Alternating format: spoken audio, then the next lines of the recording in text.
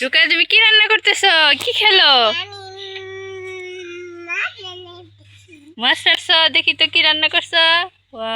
এটা এটা কি? রোস্ট। রোস্ট। এটা এটা এমনি খাওয়ার জন্য শাক রান্না করছি। শাক রান্না করছি। এটা দেখি কি, এটার ভিতরে কি আছে? সোনা দিয়ে রান্না করছি। ওয়াও, এখানে পাঁচ মিশালি রান্না। হ্যাঁ। আচ্ছা, এটার মধ্যে বেড়ে দাও।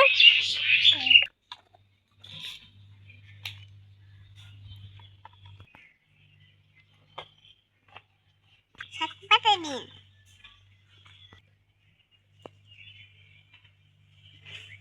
শাক খাম।